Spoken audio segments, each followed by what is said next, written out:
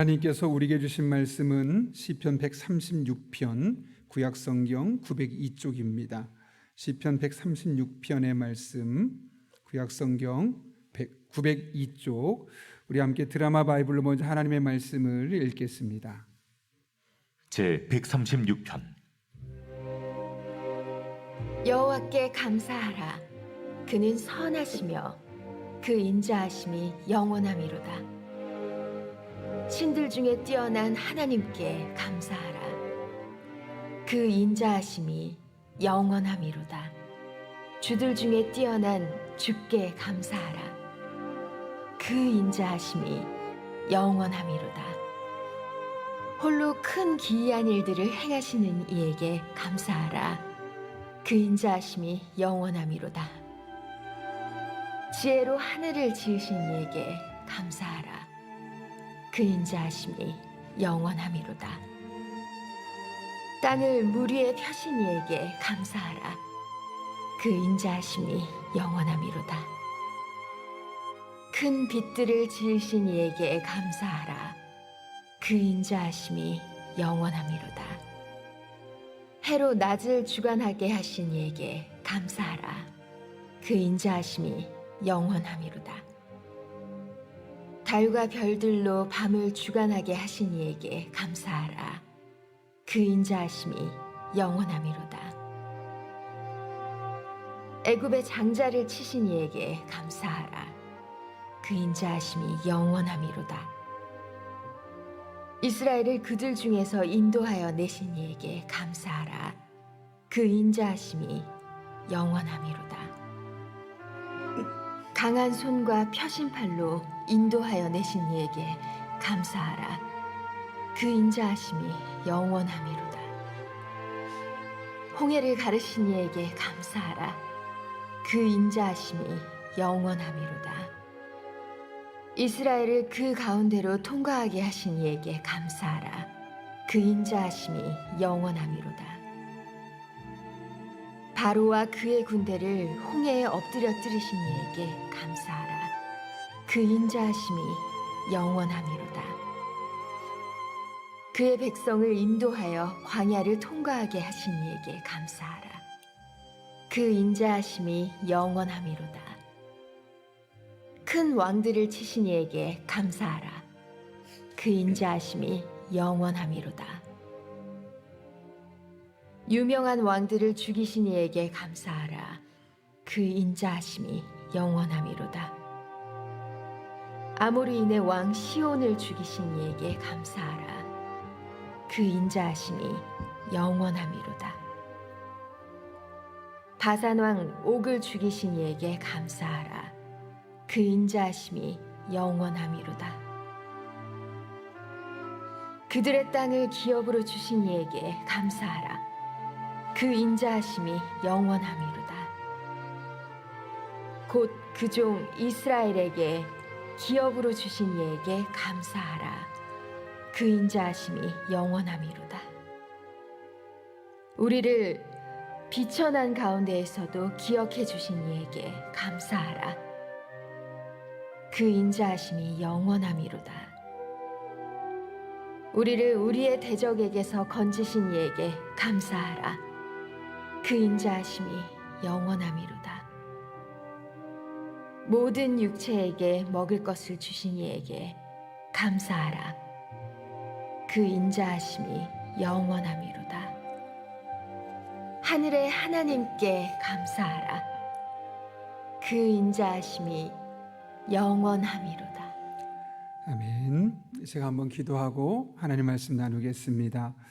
거룩하신 아버지 하나님, 우리를 오늘도 하나님 전에 불러주셔서 말씀 붙들고 함께 기도할 수 있게 하시는 은혜 진심으로 감사를 드립니다. 뜻이 있어 깨워주시고 기도의 자리로 인도하셨는데 오늘도 우리의 기도가 헛되지 않음을 온전히 깨닫는 시간 되게 도와주시고, 그렇게 주님 앞에 한 걸음 한 걸음 내디딜 때 우리들의 삶 가운데 하나님의 은혜와 도우심이 매 순간 다양한 모습으로 경험되는 것을 삶으로 만나게 하여 주옵소서. 이 새벽에도 우리와 함께할 줄로 믿사옵고 예수님의 이름으로 기도하옵나이다. 아멘.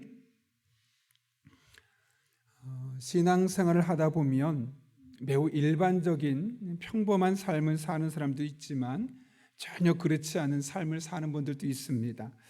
근데 참 놀라운 것은 누가 봐도 힘들고 누가 봐도 아프고 누가 봐도 시련 속에 있는데 그분들의 입술의 고백이나 표정에서는 전혀 그런 모습을 발견할 수 없을 때입니다. 때로는 내가 믿는 하나님과 그분들이 믿는 하나님이 다른 분인가 싶을 정도로 그분들의 모습과 우리의 모습이 이 차이를 발견하게 되는 것이죠. 사실 그렇다고 해서 그분들이 더 특별한 믿음을 갖고 있거나 그분들이 더 특별한 것들 많은 것을 가지고 있는 것은 아닙니다. 실상은 아주 자그마한 차이에 의해서 똑같은 상황에서도 하나님을 향한 또 하나님을 붙들고 세상을 바라보는 관점이 달라지는 것을 보게 됩니다. 그렇다면 그런 분들의 특징이 무엇일까요? 아프고 근심과 걱정과 여전한 스트레스 속에서도 얼굴에 그런 기색을 찾을 수 없고 오히려 웃으며 보다 천국의 기쁨을 살아가고 있는 분들의 특징은 어디에 있을까요?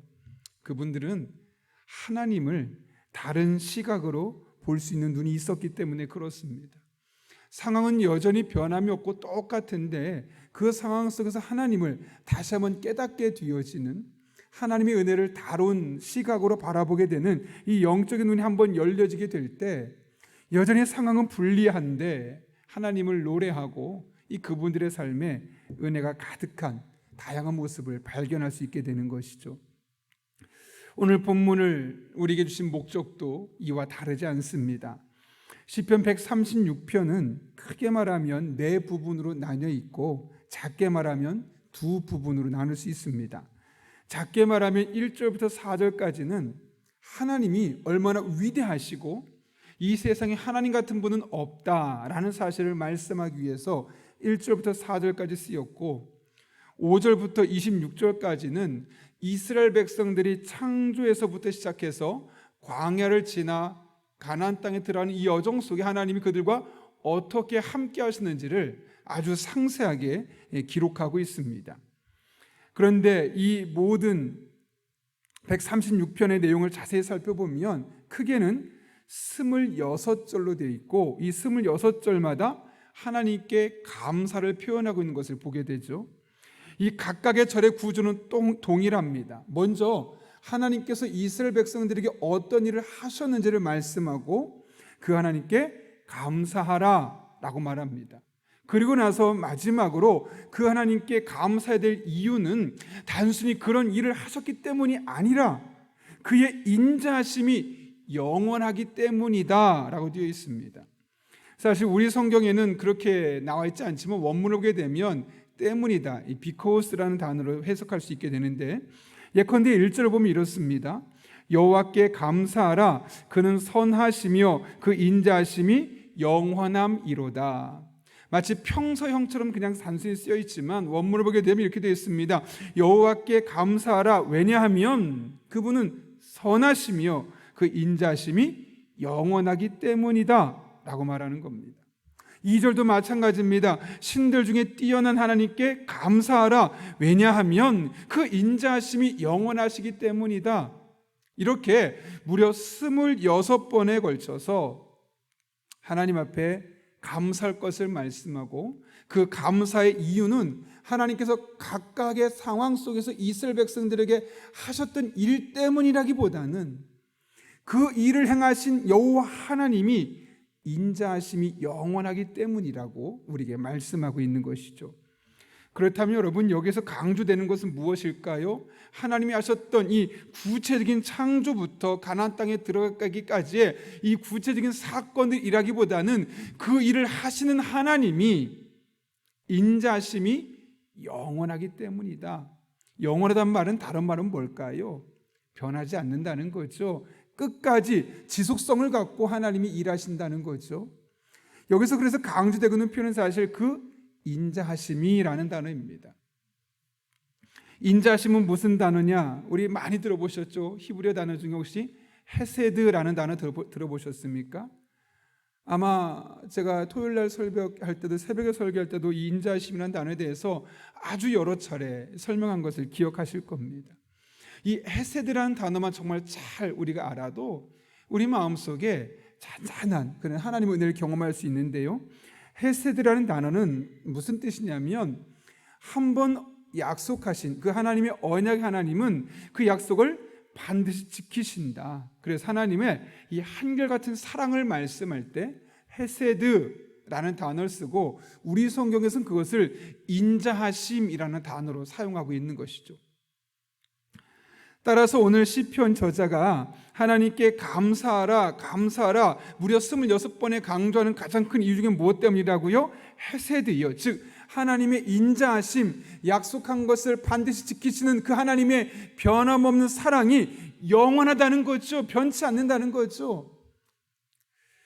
그래서 그는 이어서 창조로부터 광야 40년간의 여정 동안 경험했던 그 셀 수 없는 사건들을 한 절 한 절 지금 이야기하고 있는 겁니다. 그래서 이 각각의 사건보다 중요한 게 뭐냐면 이 각각의 사건들을 통해 역사하셨던 하나님의 변함없는 이스라엘 백성들을 향한 사랑. 그러니까 여러분, 우리가 사실은 이 136편을 읽으면서도 막 감사의 마음이 솟아나지 않는 이유가 있습니다. 여러분, 어떤 분은 이 시편 136편을 읽으면서 아멘 아멘 하면서 뭐 마음에 큰 감동이 있는 분도 있었겠지만 이 시편 136편 좀 전에 들으면서도 마음에 큰 감흥 없이 아, 이런 일이 있었구나, 이런 분이시구나 정도로 가볍게 넘어간 분도 분명히 있으실 겁니다. 어디에 차이가 있었겠습니까? 이 하나님이 하신 일들을 그냥 그때 하나의 사건으로 기억하는 사람에게는 사실 큰 감동이 없습니다. 여러분, 하늘을 만드시고 땅을 물을 펴시고 큰 빛들을 만드신 하나님께 감사하라. 물론 감사할 이유지만 왠지 마음에 크게 와닿지 않습니다. 애굽의 장대를 치신 하나님, 이스라엘을 그들 중에 인도내신 하나님, 강한 손과 펴신 팔로 인도내신 하나님, 홍해를 가르신 하나님, 또 그 가운데를 통과하게 하신 하나님, 감사하라라고 말하는데 사실 여러분 이거 보면서 막 감사가 되었습니까? 별로 안 됐을 확률이 높습니다. 왜 그럴까요? 이 사건 자체는 나에게 그렇게 큰 의미가 없거든요. 나의 삶에 애굽의 장자를 쳤던 사건이 없거든요. 이스라엘을 그들 중에 건져내신 사건이 나에게는 똑같이 접목될 수 있는, 아주 일대일로 접목될 수 있는 사건이 있지 않았거든요. 그러니까 이런 사건들을 보아도 아, 그랬구나 감사해야 되는구나 라고는 알고 있지만 내 마음속에 큰 감사의 마음이 솟아나지 않을 때가 대부분입니다. 그것은 이 감사라고 말했던 각각의 사건들에만 초점을 맞췄기 때문에 그렇습니다. 우리가 이 본문을 보면서 정말 초점을 맞춰야 될 부분은 감사라는 뒤에 나온 그 인자하심. 하늘을 창조하시고 이 땅에 빛을 만드시고 애굽의 장자를 치시고 이스라엘을 홍해 가운데 인도하시고 또 수많은 왕들을 치시고 승리케 하시고 바산한 악도 죽이게 하시고 가나안 땅을 기업으로 주신 하나님, 이 각각의 하나님을 사건으로 기억한 것이 아니라 그 각각의 사건들마다 여전히 변함없이 은혜를 베푸시고 함께 하셨던 그 하나님의 은혜를 바라볼 때 사실 그럴 때 우리 안에 감사가 나오는 거죠. 아, 이렇게 일하신 하나님이 여전히 변함없이 나의 삶에도 이렇게 일하고 계시구나. 우리가 그렇게 깨달을 수 있기 때문에 그렇습니다. 그래서 오늘 시편 136편의 저자는 하나님께서 행하신 셀 수 없이 많은 이적들, 홍해를 마른 땅으로 건너게 하시고 구름 기둥 불기둥의 안내를 받게 하시고 발이 부르트지 않게 하시고 마실 물과 먹을 만나와 메추라기를 공급하시고 옷이 헤어지지 않게 하시고 가나안 땅에 무효를 입성하게 하시고 이후에 수많은 전쟁께서 승리케 하신 하나님의 헤세드, 그것을 기억하며 그분에게 감사하라 라고 우리에게 촉구하고 있는 겁니다. 시편의 저자가 과거 이스라엘 백성들의 삶에 긴밀하게 관여하시고 그런 일을 하신 하나님을 일컬어 인자하신 하나님이라고 말씀을 지속적으로, 그것도 무려 26번에 걸쳐 반복하는 이유가 바로 여기에 있는 겁니다. 이게 우리에게 주는 메시지가 무엇이겠습니까? 그 하나님, 이 헤세드 하나님은 변하지 않는다는 것이죠. 창조하셨던 하나님, 이스라엘 백성의 출애굽 가운데 계속 함께 하셨고 가나안 땅을 아는 그 모든 여정 중에 함께 하시고 그들을 지키시고 보호하셨던 하나님이 여전히 저와 여러분에게 헤세디 하나님이심을 분명히 말씀하고 있는 것이죠. 그리고 그 하나님을 결코 잊지 말라고 우리에게 촉구하고 있는 겁니다. 그래서 살아가는 동안 우리의 삶을 흔드는 일이 있고 하나님의 인자하심에 대한 믿음이 흔들릴 수밖에 없는 상황일지라도 끝까지 그분을 의지하며 믿음으로 살아갈 것을 우리에게 촉구하고 있는 것, 그것이 바로 오늘 시편 136편의 말씀입니다. 여러분, 이런 하나님의 헤세드, 즉 하나님의 인자하심, 약속을 지키신 하나님의 변함없는 사랑을 잘 보여주는 성경의 사건이 어디에 있습니까? 바로 룻기 말씀 아닙니까? 여러분, 룻기 말씀을 잘 아는 것처럼 엘리멜렉과 나오미라는 이 부부의 이야기를 시작합니다. 그들이 예루살렘에 있는 베들레헴에 살고 있었는데 흉년이 시작되었습니다. 그들은 어쩔 수 없이 그 흉년을 피해서 모압 땅에 거류할 수밖에 없었습니다. 그러나 흉년을 피해간 그들에게 좋은 소식이 기다리지 않았습니다. 오히려 그곳에서 남편 엘리멜렉이 가장 먼저 죽습니다. 그리고 그의 두 아들 말론과 기련도 죽고 결국 세 여인만 덩그러니 남겨지게 되었던 것이죠. 엘리멜렉의 뜻은 하나님은 나의 왕이시다라는 의미를 갖고 있습니다. 하나님이 나의 왕이시라는 신앙의 고백을 갖고 그의 부모가 이름을 지어주었고 한평생 자신의 이름을 부를 때마다 혹은 적을 때마다 누군가 자기 이름을 부르던 것을 들을 때마다 하나님이 나의 왕이라는 사실을 의심치 않았습니다. 그러나 그들의 삶은 결코 하나님이 왕인 것 같은 삶을 살지 못했습니다. 아니, 하나님이 왕이 아닌 것처럼 그들의 삶은 매우 비참함의 연속이었습니다. 그렇게 그녀는 두 며느리 중에서도 한 며느리는 모압으로 돌아가게 되고 한 며느리와 함께 예루살렘으로 이제 빈손으로 돌아오게 됩니다. 오죽하면 그곳에 들어와서 사람들이 나오미가 돌아왔다라고 말할 때 차라리 내 이름을 마라라고 불러라. 마라의 뜻이 무엇입니까? 괴로움, 쓴맛, 이런 의미를 갖고 있죠.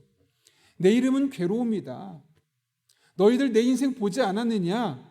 이 어려운 상황 한번 타개해 보려고 모압 땅으로 갔다가 남편도 잃고 두 아들도 잃고 며느리 한 명은 모압으로 가고 며느리 한 명과 함께 덩그러니 온 것밖에 없지 않느냐? 내 재산 한 푼도 없다. 그나마 들고 나갔던 재산도 다 잃고 이렇게 돌아왔다. 나의 인생은 괴로움이다 라고 말합니다. 실제로 그녀의 인생은 그렇게 괴로움으로 끝날 것처럼 보였습니다. 그러나 하나님의 헤세드, 하나님의 인자하심은 그녀의 삶에 결국 끝나지 않았습니다. 잠깐 동안 이 하나님이 롯을 향한 또 나오미를 향한 사랑이 없는 것처럼 보였지만 결코 그렇지 않았습니다. 오히려 하나님의 인자하심이 그녀들의 삶에 시작되는 순간 어떤 일이 생깁니까? 우연히 곡식단을 주우러 간 그곳에 마침 보아스라는 그 땅 주인이 오게 되었는데 그는 단순한 땅의 주인이 아니라 그들에게 기업을 물려줄 자였고 또 그와의 좋은 그런 이미지를 주는 과정을 통해서 그와 부부의 연을 맺게 하십니다. 그리고 평생 찾을 수 없을 것처럼 보였던 땅을 되찾게 되고 그의 가문이 회복되는 것을 성경은 우리에게 보여주고 있는 것이죠. 어떤 사건이 나타납니까? 그들이 함께 결혼하게 되어서 부부가 되고 무너진 가정을 일으켜 주었을 뿐만 아니라 마침내 그 가문을 통해서 다윗이 출생하는 것을 보게 되는 거죠. 여러분, 다윗만 출생하지 않습니다. 그 다윗을 통해서 마침내 예수님이 탄생하는 것을 우리는 성경을 통해 볼 수 있습니다. 그러면서 롯기를 마무리하며 어떻게 시작합니까? 그의 족보를 롯기 4장 18절부터 22절까지 족보를 보여주는데요. 이렇게 말합니다. 베레스의 계보는 이러하니라. 베레스는 헤스론을 낳고 헤스론은 람을 낳았고 람은 암미나답을 낳았고 암미나답은 나손을 낳았고 나손은 살몬을 낳았고 살몬은 보아스를 낳았고 보아스는 오벳을 낳았고 오벳은 이새를 낳고 이새는 다윗을 낳았더라. 사실 우리가 앞에 부분 보면 이 가문이 도대체 어떤 가문인가 싶을 정도로 이 가문은 역사에서 그렇게 유명하거나 알려진 가문이 아니었습니다. 그러나 하나님은 그 헤세드의 언약을 이루어주시기 위해서 이 가정을 선택하셨고 그곳에서 다윗까지 출생케 하시는 하나님의 은혜를 보게 되는 것이죠. 그리고 그런 과정 중에 하나님은 룻과 보아스의 결합을 통해서 이 가정에 자녀를 주셨고 결국 그것이 하나님의 언약을 이뤄가는데 아주 중요한 수단이 되었음을 우리는 성경을 통해서 보게 되는 것이죠. 여러분, 이 룻기의 말씀이 우리에게 주고자 싶은 메시지가 무엇이겠습니까? 하나님의 헤세드, 즉 약속을 지키신 사랑의 하나님의 이 언약은 결코 변하지 않는다는 겁니다. 잠깐 끊어지는 것처럼 보이고 잠깐 나의 삶에 아무런 영향력이 없는 것처럼 보일 수 있을지라도 마침내 이 하나님의 언약은 반드시 이루어지게 되어 있음을 우리에게 분명하게 말씀하고 있는 것이죠.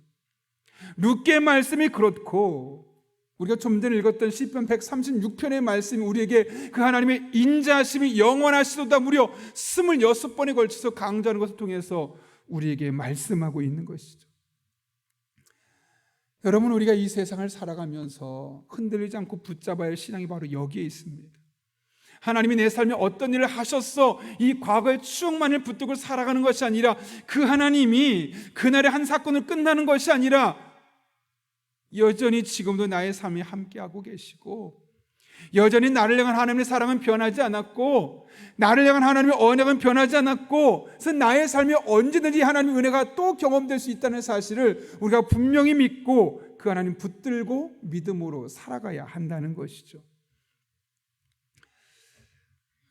목사로 산다는 것이 결코 쉽지만은 않은 것 같습니다. 왜냐하면 간접적이지만 목사는 자신의 삶을 사는 것 같지 않습니다.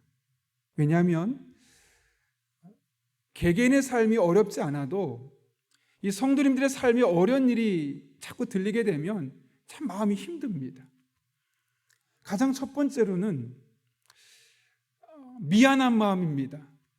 좀 더 유능하고 능력 있고 탁월한 목사가 만약 우리 교회 담임 목사였다면, 그래서 우리 성도들에게 더 선한 영향력을 줄 수 있었다면, 그래서 하나님의 말씀 붙들고 기도하는 가운데 하나님 은혜를 경험하고 어떤 어려움 속에서도 하나님 붙들고 이런 상황 아무렇지 않아라고 믿음으로 살아갈 수 있는 영향력을 줄 수 있는 사람이었다면, 관계가 틀어졌을 때 하나님의 말씀을 붙들고 자신의 마음을 토로하고 그 관계를 문제를 풀어갈 수 있는 성도로 세워갈 수 있는 목사였다면, 또 성도들이 앞만 바라보고 하나님만 바라보고 온전히 의지하며 믿음 생활할 수 있도록 뒤에서 밀어줄 수 있는 목사였다면 말 그대로 유명한 목사가 되고 말 그대로 여러분이 쉽게 따라갈 수 있고 여러분이 100% 신뢰할 수 있는 목사가 되었다면 좋을 텐데,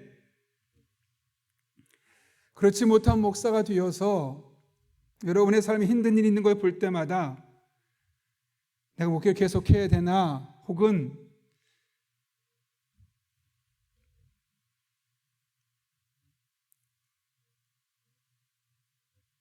이런 여러 가지 생각할 때가 많습니다.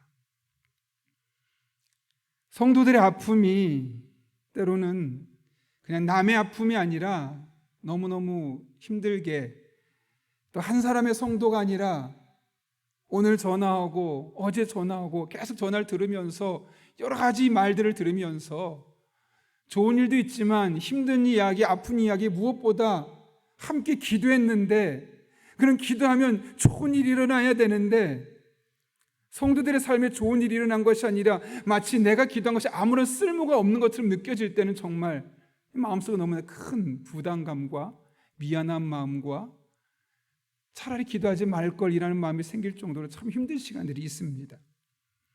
최근에도 그런 시간들을 보내고 있습니다. 여러분, 그렇다고 오해하지 마시고 전 여러분들이 저한테, 우리 부교육자들한테 적극적으로 전화해 주셨으면 좋겠습니다. 여러분의 어려운 이야기들을, 힘든 이야기들을 말씀해 주십시오. 그것은 어차피 목사가 함께 안고 가야 할 문제입니다. 제가 이야기를 그럼에도 불구하고 하는 이유는 저의 마음속에 그런 마음이 들었을 때 성도들의 질병이나 다양한 문제들을 놓고 함께 기도했지만 내가 기도한 대로 그 성도들이 함께 축복한 대로 일이 되어지지 않고 오히려 정반대 길로 가게 되어질 때, 또 상황이 나아지기 위해서 함께 기도하지만 오히려 계속해서 악화 일로로 가게 되어질 때, 이런 다양한 상황 속에서 마음이 무거워지고 도대체 내가 목사로서 존재해야 하는 것인가, 이런 자괴감에 빠져들 때 하나님께서 주신 메시지가 있었기 때문에 그렇습니다. 그런 것은 결코 중요하지 않다는 겁니다. 잠깐 동안 하나님의 일하심이 보이지 않는 것처럼 보이고, 너는 너무나 무능한 것처럼 보이고, 목회자의 자격이 없는 것처럼 보인다 할지라도 그것과 상관 있는 것이 아니라 나는 여전히 헤세드의 하나님이다. 목사는 조금 부족할 수 있습니다. 여러분을 섬기는 구역장이나 오이코스 인도자나 리더들이 좀 연약할 수 있습니다. 그러나 여러분, 우리가 믿는 하나님은 여전히 창조주이시며 여전히 헤세드의 하나님, 여러분 한 분 한 분을 향한 이 사랑이 변하지 않는, 이 변함없는 사랑으로 여러분과 함께 하셨고 지금도 함께 하고 계시고 앞으로도 함께 하실 하나님이라는 사실을 여러분이 믿었으면 좋겠습니다.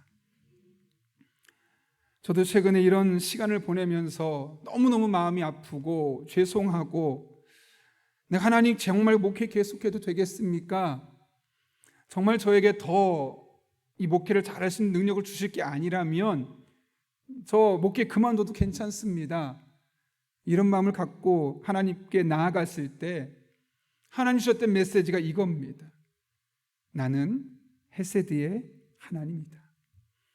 너를 향한, 너희 교회 성도들을 향한 나의 사랑은 변함이 없다. 물론 잠깐 단절된 것처럼 보이고 지금 잠깐은 고통스러운 현실 속에 있는 것처럼 보일 수 있지만, 과거 창조부터 이스라엘 백성들의 삶 가운데 여전히 변함없는 손길로 함께했던 그 나의 헤세드는 지금도 너희들의 삶 가운데 함께하고 있고, 어느 순간 너희들의 삶 가운데 반드시 나타나게 해주셔서 너희들의 입술로 나의 헤세드를 찬양하게 만들어 줄 것이다.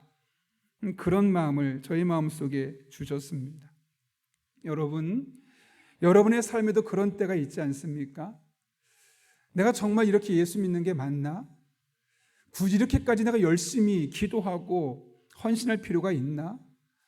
교회 다니지 않는 사람보다 내가 교회 다닌다는 이유만으로 더 나은 것도 특별히 없어 보이는데, 물론 잠깐 좋은 순간도 있지만 나의 전체의 삶을 보면 결국 그렇지만도 않은 것처럼 보이는데, 내가 굳이 하나님 믿어야 되나?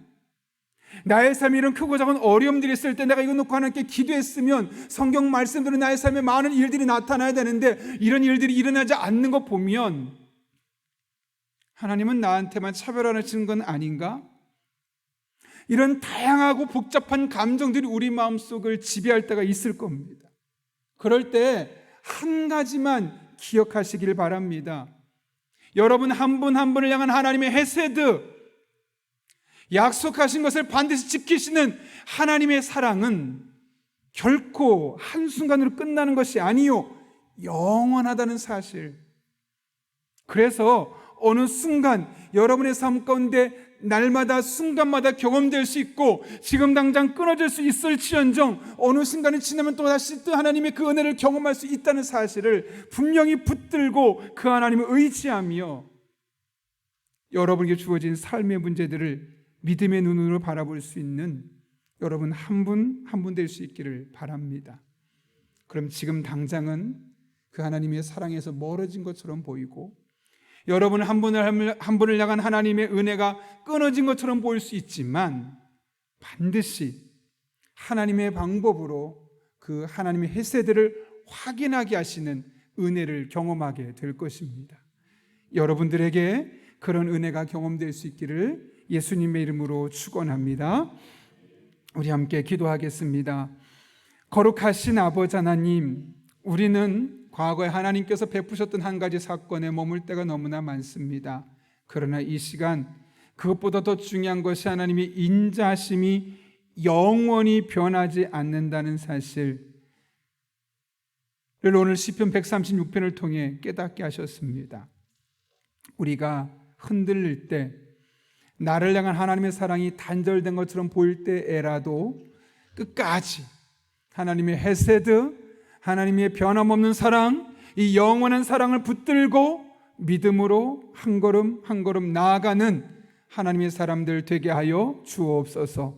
그럴 때 우리를 향한 하나님의 헤세드를 경험하게 하시고 오늘 시편 136편의 저자처럼 우리의 입술로 고백하게 하여 주옵소서.